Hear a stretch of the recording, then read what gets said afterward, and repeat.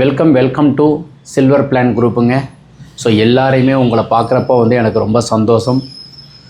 So நிறைய தகவல்கள் நீங்கள் படிச்சுக்கிட்டே இருக்கீங்க. ஸோ இந்த கிளாஸ் முடியும் போது உங்களுக்கு நிச்சயமாக ஏதோ ஒரு வழியில் உங்களுக்கு ஒரு ஒற்றுமையும் சந்தோஷமும் ஆனந்தமும் இருக்கும். நீங்கள் இப்போ எங்கள் கிளாஸ் அட்டன் பண்ணிகிட்ருக்கீங்க. உங்கள் மிஸ்ஸஸோடு நீங்கள் ஒரு சந்தோஷமாக விட்டு கொடுக்குற மாதிரியானது ஒரு அமைப்பு ஏற்படும். ஏன்னாக்கா நாம் ஒரு பணத்தால் நம்ம கொஞ்சம் ஓடிக்கிட்டே இருக்கோம், பணம் கிடைக்கணும்னு ஓடிட்டுருக்கோம். ஸோ பணம் பெருசாக வரமாட்டேங்குது. ஆனால் என்னுடைய உழைப்பு யாருமே உழைச்சிட முடியாது சார். அவ்வளோ உழைப்பு, எக்கச்சக்கமான எஃபர்ட் நான் போட்டுக்கிட்டே இருக்கிறேன். காலையில் ஒரு 6 o'clock ஆரம்பித்து நைட்டு 9 o'clock வரைக்கும் நான் ஓடிக்கிட்டே இருக்கேன். பட் நான் எதிர்பார்த்த உழைப்புக்கு பணம் வரலை.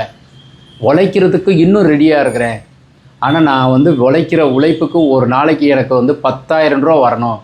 ஆனால் எனக்கு வெறும் 1000 rupees தான் வருது. அப்போ நம்ம என்ன செய்யலாம்? வீட்டுக்கு உண்டான அமைப்பு சரியாக இருக்குது அப்படின்னு ஞாபகம் வச்சுக்கோங்க.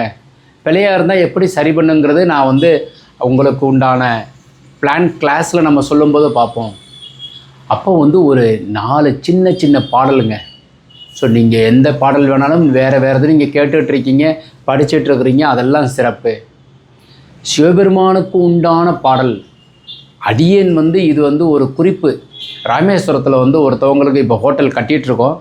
ஸோ 45 ரூம் அவங்க கட்டியிருக்கிறாங்க. அதில் கிரவுண்ட் ஃப்ளோர் கட்டும்போது ப்ராஜெக்டினுடைய வேல்யூ 1 கோடி ரூபா. அவர்கிட்ட 30 லட்சம் இருந்தது, ஆரம்பிச்சிட்டோம்.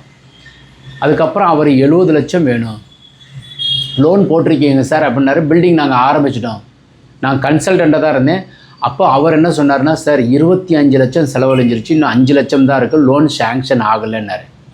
அப்போ தான் நான் இந்த பாடலெல்லாம் கேளுங்க அப்படின்னு சொல்லியிருந்தேன். அந்த பாடல் கேட்டுக்கிட்டே இருந்தார். சார் பணம் வந்துருச்சு சார்னார்.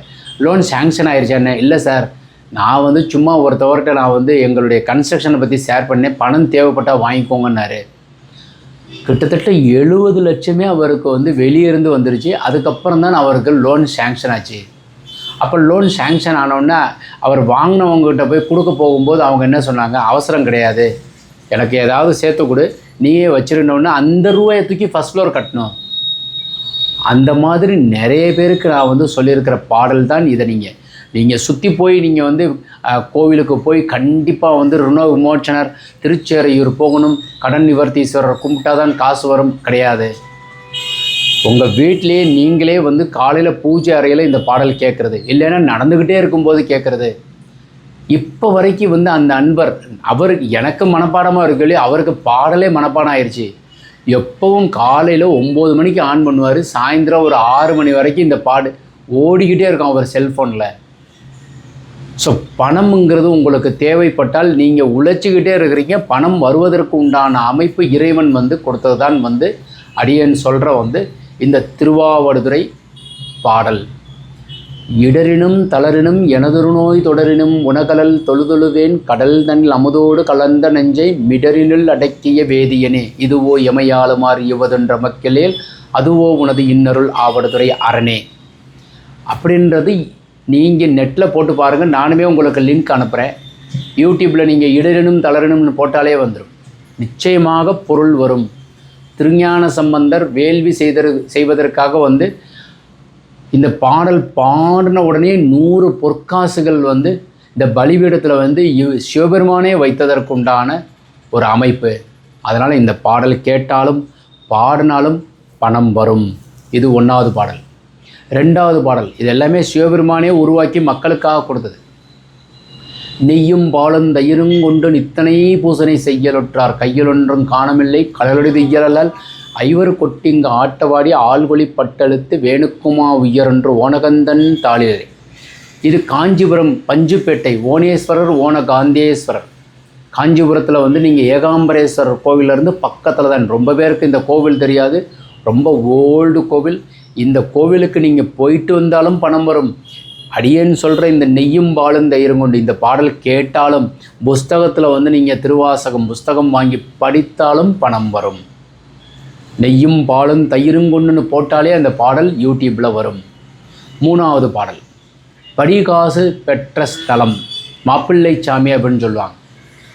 ஸோ இது என்ன பாடல் அப்படின்னு கேட்டிங்கன்னாக்கா, வாசி தீரவே காசு நல்குவீர் மாசில் மிளலையீர் ஏசல் இல்லையே இறைவர் ஆயினீர் கரைகொள் காசினை முறைமை நல்குவேன். இது கொஞ்சம் நீளமாக இருக்கும். இந்த பாடலும் கேளுங்க. இந்த 3 பாடலும் கேட்டால் கண்டிப்பாக பணம் வரும்.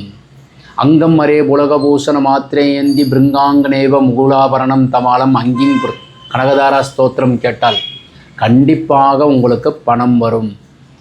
ஸோ அதனால் பணம்ங்கிறது நீங்கள் வந்து ஓடிக்கிட்டே இருக்கீங்க, மரியாதை கொடுக்குறோம். நாம் வந்து ஏதோ ஒரு வகையில் வந்து வீடு கட்ட போகிறோம், வீடு கட்டிகிட்ருக்கோம்னா இந்த பாடல் வீட்டில் போய் கேட்க வச்சாலே, கட்டிகிட்டு இருக்கிற வீட்டில் கேட்டாலும், கட்டப்போகிற வீட்டுக்கு உண்டான வரைபடத்தோடு கேட்டாலும் பணம் வரும். அடியேன் ஒருத்தோட குற்றாலம் போயிட்டேன். நான் ஃப்ரெண்ட்ஸோட ஒரு 5 பேரோட சேர்ந்து போயிருந்தேன். அப்போ நாங்கள் வந்து ஒரு மெயின் அருவியில் குளிச்சுட்டு நான் வந்து அந்த உபூதி எல்லாம் பூசிட்டு நான் வந்து அனுஷ்டானம் பண்ணிவிட்டு அப்படியே அங்கேருந்து வந்தேன். நான் தான் விபூதி பூசிட்டு என் நண்பர்கள்லாம் குளிச்சுட்டு தான் நாங்கள் வந்தோம். அப்போ இந்த இடரினும் தளரினும் எனது நோய் தொடரினும் உணகலல் அப்படின்னு பாடல் பாடிட்டு குற்றால நாதேஸ்வரரை பார்த்துட்டு பாடிட்டு வந்தேன். அப்போ வந்து இந்த பாடல் கேட்டாலும் படித்தாலும் பார்த்தாலும் பணம் வரணும் அப்படின்னு ஒன்று இருக்குது. அப்போ வந்து நான் வந்து அது வந்து ஒரு பரீட்சையாக நினச்சி படிச்சுட்டேன். அப்போ நாங்கள் ரூமுக்கு வந்ததுக்கப்புறம் வெளியில் நான் வந்து உட்காந்து கொஞ்சம் சிந்தனை பண்ணிகிட்டு இருக்கும்போது ஒருத்தவர் வந்தார். வாஸ்து பொற்குடம் எழுதிய ஆசிரியர் நீங்கள் தானே அப்படின்னார். ஆமாம் சாமி அப்படின்னு. அப்போ நான் வந்து யூடியூப் எல்லாம் ஆரம்பிக்கலை. அப்போ வாஸ்து பொற்குடம் நூல் எழுதிய ஆசிரியர் நீங்கள். ஆமாம் சாமி, எனக்கு ஒரு பிளான் வேணும் சார் அப்படின்னார்.